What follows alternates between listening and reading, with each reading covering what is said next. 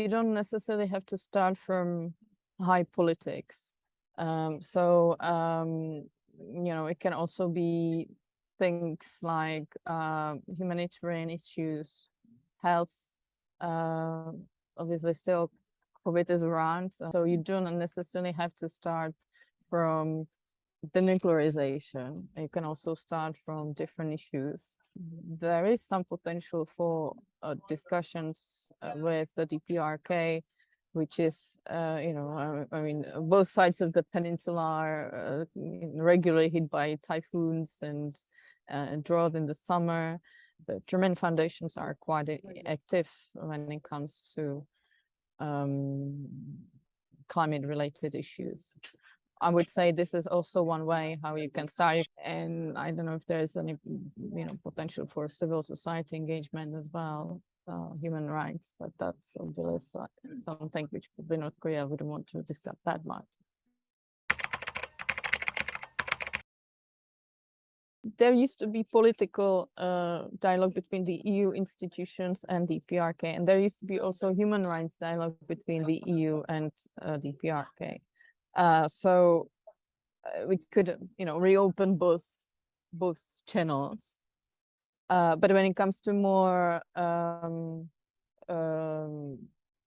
broader engagement on human rights with North Korea, we should not just focus on the political rights, but we should also look at the other types of rights, which may be, easier for them to collaborate on, to work on, and then we can move from there to the political rights.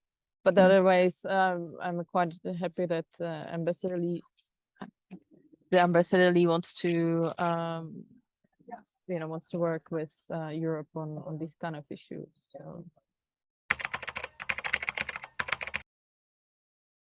What is happening in terms of all the missile launches, it needs to be condemned. But at the same time, I think you always need a space for dialogue. So it was a bit, unfortunate that the meeting has been cancelled for whatever reasons. But I hope it has been, temporarily, let's say, cancelled. And since the UK is no longer a member of the EU, the responsibility has been moved to the embassy in Germany. But because of COVID and, all sorts of travel restrictions, there hasn't been actually a chance between the North Korean diplomats in Berlin to meet actually the institutions in Brussels. Normal diplomatic practice, it would be good that such a meeting takes place, and it's more logical that the diplomats from Berlin come to Brussels rather than people from Brussels come to Berlin, right? So it has to be basically them coming there. So I hope that this is gonna